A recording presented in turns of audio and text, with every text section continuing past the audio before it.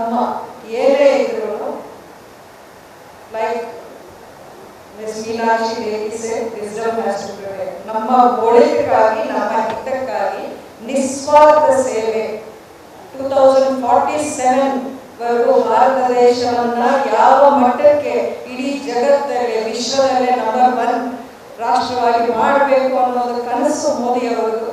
ಆ ಕನಸನ್ನ ಈಡೇರಿಸುವ ಒಂದು ಜವಾಬ್ದಾರಿ ನಾವೆಲ್ಲರೂ ಕೈ ಜೋಡಿಸಿ ಮಾಡಬೇಕು ಅನ್ನೋ ಉದ್ದೇಶ ಅಷ್ಟೇ.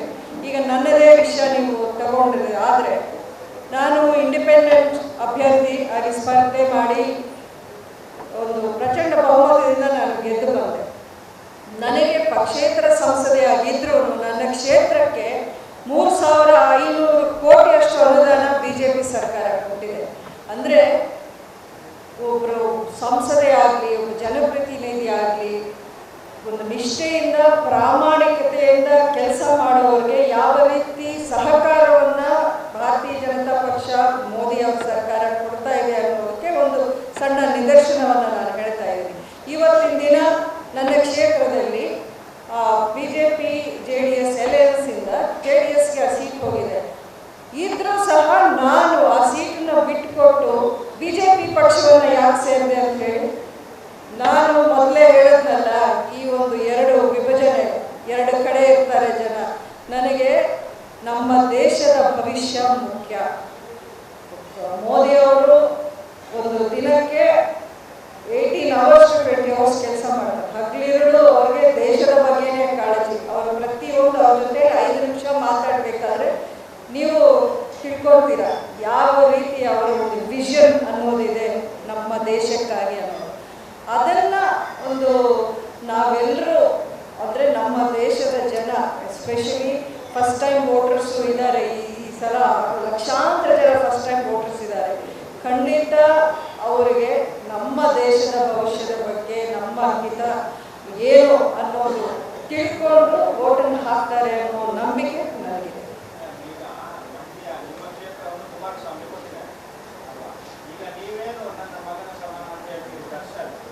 ಕಾಂಗ್ರೆಸ್ ಮಂಡ್ಯ ಅಭ್ಯರ್ಥಿ ಪರ ಪ್ರಚಾರ ಮಾಡ್ತಾ ಇದ್ದಾರೆ.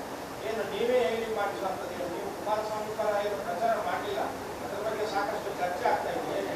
ಅಲ್ಲ, ಮೀಡಿಯಾದಲ್ಲಿ ಊಹಾಪೋಹಗಳು ಏನು ಹೊಸದೇನಿಲ್ಲ. ನನಗೆ ನನ್ನ ಎಲೆಕ್ಷನ್ನಿಂದ ಇದಾಗ್ತಿದೆ. ಇದು ಅತಿ ಮುಖ್ಯವಾದ ಚರ್ಚೆ ಮಾಡುವಂಥ ವಿಷಯ ಅಲ್ಲ ಅಂತ ನಾನು ಅಂದ್ಕೊಂಡಿದ್ದೀನಿ. ಯಾಕೆಂದರೆ ಕಳೆದ ವಿಧಾನಸಭಾ ಎಲೆಕ್ಷನಲ್ಲೂ ದರ್ಶನ್ ಅವರು ಮಂಡ್ಯ ಕ್ಷೇತ್ರದಲ್ಲೇ 3 ಕಡೆಗೆ 3 ಪಾರ್ಟಿ ಅಭ್ಯರ್ಥಿಗಳ ಪರ ಪ್ರಚಾರ ಮಾಡಿದರು. ಮದ್ದೂರಲ್ಲಿ ಕಾಂಗ್ರೆಸ್ಸು, ಪಾಂಡವಪುರದಲ್ಲಿ ರೈತ ಸಂಘ, ಶ್ರೀರಂಗಪಟ್ಟಣದಲ್ಲಿ ಬಿಜೆಪಿ ಪರ ದರ್ಶನ್ ಮಾಡಿದ್ರು. ಅದು ನಿಮ್ಮ ಗಮನದಲ್ಲಿ ಇದೆ ಅಂತ ಅಂದ್ಕೊಂಡಿದ್ದೀನಿ. ನಾನು ಸ್ಪರ್ಧೆ ಮಾಡಿದ್ರೆ ಖಂಡಿತ ದರ್ಶನ್ ನನ್ನ ಪರ ಪ್ರಚಾರಕ್ಕೆ ಮಾತ್ರ ಬರ್ತಿದ್ರು ಮಂಡ್ಯದಲ್ಲಿ. ಬೇರೆ ಕಡೆ ನಾನು ಹೇಳೋಕ್ಕಾಗಲ್ಲ. ನಾನು ಸ್ಪರ್ಧೆ ಮಾಡದೇ ಇದ್ದಾಗ ಅಲ್ಲಿಗೆ ಅದು ಫುಲ್ ಸ್ಟಾಪ್ ಆಗುತ್ತೆ ಹೊರತು ನಾನು ದರ್ಶನ್ಗೆ ಇಂಥ ಕಡೆ ಹೋಗು, ಇಂಥ ಕಡೆ ಹೋಗಬೇಡ ಅಂತ ನಾನು ಯಾವತ್ತೂ ಹೇಳಿಲ್ಲ.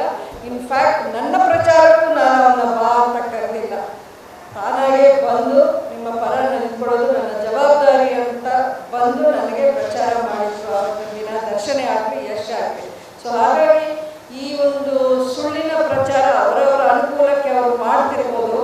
ದರ್ಶನ್ ಅವ್ರನ್ನ ನಾನು ಬೇರೆ ಪಕ್ಷಕ್ಕೆ ಪ್ರಚಾರ ಕಳಿಸೋಕ್ಕಿಂತ ನಾನೇ ಆ ಪಕ್ಷ ಸೇರ್ಕೊಳ್ಬೋದಾಗಿತ್ತಲ್ಲ. ನನಗೇನು ಅಗತ್ಯ ಇತ್ತು, ನನಗೇನು ಅನಿವಾರ್ಯತೆ ಇತ್ತ ಇದೇ ಪಕ್ಷ ಸೇರಬೇಕು ಅಂತ? ನನಗೆ ಯಾವಾಗ ಸೀಟ್ ಸಿಕ್ಕಿಲ್ವೋ ನನಗೆ ಎಲ್ಲ ಅವಕಾಶ ಇತ್ತು.